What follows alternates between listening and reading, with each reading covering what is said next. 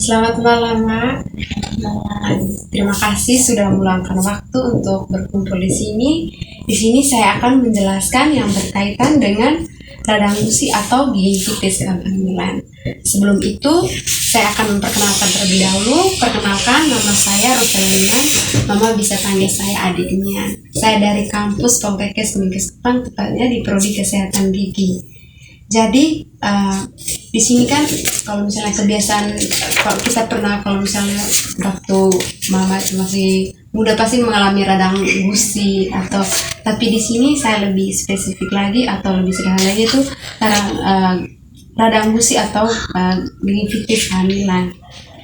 Jadi ini radang gusi yaitu peradangan pada gusi yang membuat kemerahan atau pembengkakan di daerah gusi hingga pangkal gigi, yang seperti pada gambar ini adalah radang gusi atau dan ini sudah gusinya sudah parah sekali hingga mencapai ke pangkal gigi.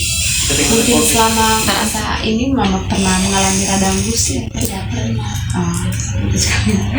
Dan ini adalah kalau misalnya sudah parah, ini gusinya sudah membengkak sekali, ini akan berbahaya. Jadi faktor terjadinya ini radang gusi yaitu peningkatan hormon progesteron. Peningkatan hormon progesteron itu ada hormon yang untuk membantu perkembangan janin.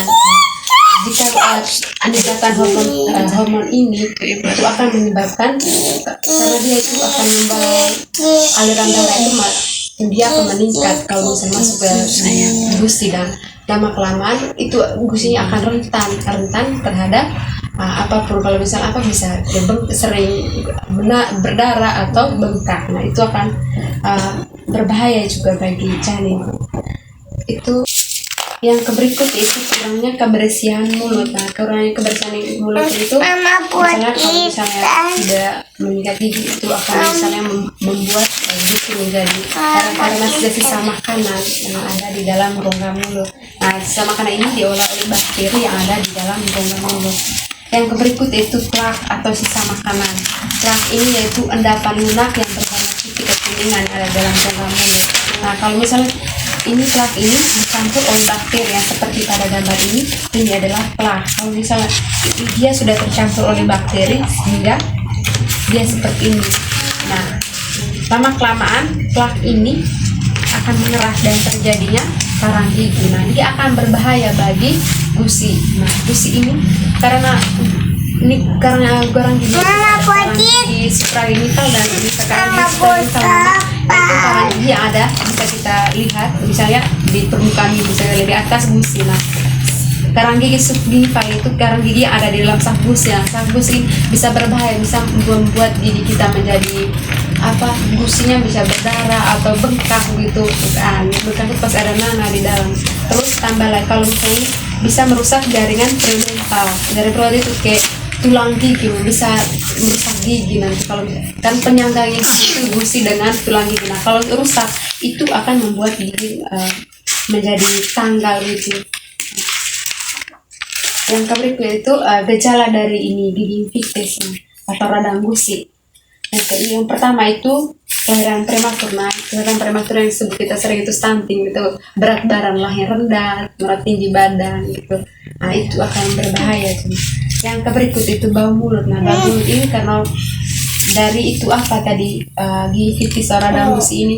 Kalau radang gusi pasti otomatis ada nanah yang ada di dalam rongga mulut. Nah, nanah ini pasti merasa bau. Kalau misalnya ada punya air, ini pasti merasa bau. Yang berikutnya itu gigi goyang, seperti yang saya jelaskan tadi. Itu kalau rusaknya jaringan penyangga gigi itu tadi, seperti tulang gigi dan gusinya sudah rusak, itu otomatis gigi bisa terjadi goyang. Yang berikut yaitu kalau misalnya dia sudah tanggal, kalau misalnya tanggal di bagian depan pasti kalau kamu itu pasti ya sudah tidak bagus. Oke. Yang berikut yaitu gejala dari ini gingivitis. Yang pertama yaitu gusi berwarna merah dan lebih gelap. Ini seperti yang ada gambar ini adalah gusi yang sudah mengalami gingivitis. Nah, dia merah dan seperti cermikan. Yang berikut yaitu gusi bengkak. Nah, otomatis sudah kalau misalnya gingivitis pasti ada bengkak. Koreksi. Yang berikut yaitu gusi mudah berdarah. Itu kalau misalnya kita makan sop pasti dia akan mengeluarkan darah, atau kalau kita sedang menyikat gigi pasti mengeluarkan darah. Yang berikut yaitu bau mulut. Bau mulut ini itu karena dari ini abses atau nanah yang ada di dalam gusi tadi. Kalau misalnya sudah keluar itu nanah, otomatis dia merasa bau kalau misalnya keluar. Yang berikut yaitu menimbulkan rasa nyeri. Kalau misalnya pasti merasakan nyeri kalau misalnya sakit itu gusi. Yang berikut yaitu mulut rasa kering. Nah, mulut rasa kering ini karena ini tadi pasti kalau misalnya kalau masuk kalau misalnya gusinya sudah sakit pasti untuk makan sudah kayak malas-malas gitu karena sudah rasa sakit ya. Itu akan mulut menjadi kering. Yang berikut di sini itu pencegahan dari ini radang gusi, yaitu yang pertama menyikat gigi 2 kali sehari, yaitu menyikat giginya itu pagi setelah makan dan malam setelah belum tidur. Kira-kira mama tuh menyikat gigi berapa kali sehari? 2 kali. 3 kali. Kalau 3 kali juga itu berbahaya, bisa membuat gigi menjadi mengikis ya, itu juga berbahaya. Kita menyikat giginya itu pagi setelah makan dan malam setelah pagi setelah makan tuh supaya kalau misalnya supaya bakteri tidak bekerja, dan malam hari juga kalau misalnya menyikat gigi yang setelah makan, karena setelah itu kita tidur. Kalau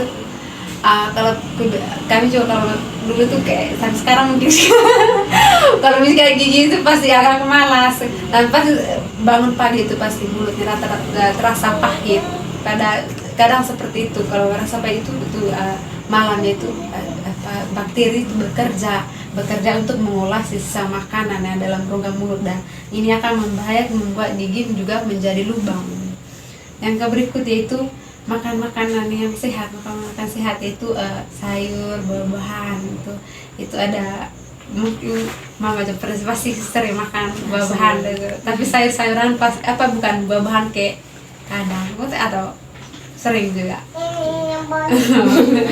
Harus juga makan buah-buahan. Kalau ini ikan juga pasti makan. Dengan kacang-kacangan itu akan untuk kesehatan janin. Yang berikut yaitu kurangi makanan yang lengket. Pas mama juga tidak makanan yang lengket lah. Kue yang manis. Boleh makasih tapi kurangi, jangan sering-sering juga. Oke, itu menggunakan benang gigi itu, atau yang kami disebut itu dental floss. Ini modelnya benang gigi ini untuk mengeluarkan sisa-sisa makanan yang ada di dalam sela-sela gigi. Nah, untuk mengeluarkan sisa makanan ini supaya tidak terjadi yang tadi karang gigi itu, karena kalau misalnya sisa makanan itu menempel pada sela-sela gigi, lama-kelamaan yang terjadi itu karang gigi. Nah, kita harus menggunakan benang gigi ini untuk mengeluarkan sisa makanan. Karena kalau kita menyikat gigi pasti menyikatnya tidak terjangkau oleh sikat gigi, pasti akan menempel terus pada sela-sela gigi. Nah, kita harus menggunakan benang gigi ini supaya dia punya sisa makanannya keluar. Yang berikut itu periksa ke dokter gigi. Kalau misalnya nanti kalau pergi ke jangan lupa periksa dengan rongga mulut supaya mengetahui keadaan yang ada dalam rongga mulut. Kalau misalnya terjadinya ini ada dangus tadi, kita jangan lupa melihat kontrol untuk rongga mulutnya supaya tahu memang keadaan yang ada dalam rongga mulut. Mungkin itu saja penjelasan dari saya. Mungkin ada pertanyaan dari mama yang berkaitan dengan penjelasan. Tidak ada pertanyaan. Baik mama, saya akan bertanya kepada mama, akibat lanjut dari ini radang gusi tadi. Ya, akibat lanjut dari ini radang gusi tadi. Bisa bahasa ini sih. Cairan prematur, bau mulut, gigi goyang, sensitif selek. Kira-kira itu makanan untuk menyehatkan ini apa saja supaya tidak terjadi ini radang gusi tadi, kira-kira apa saja? Kurang makan yang manis. Menyikat gigi 2 kali sehari. Makan makanan yang sehat. Itu seperti apa tadi, sayuran dengan buah-buahan, ada semua di situ untuk menyehatkan janin. Oke, Mama. Jadi saya akan menyimpulkan ini materi saya yang berkaitan dengan radang gusi ini tadi, yaitu kita harus menjaga kesehatan kita supaya tidak terjadinya ini radang gusi ini tadi. Kita harus tidak lupa menyikat gigi tadi, itu makanan yang menyehatkan gigi supaya sehat terhadap janin juga. Karena kalau misalnya tidak makanan sesuai yang prosedur tadi, pencegahannya ini bisa terjadi yang namanya kelahiran prematur tadi.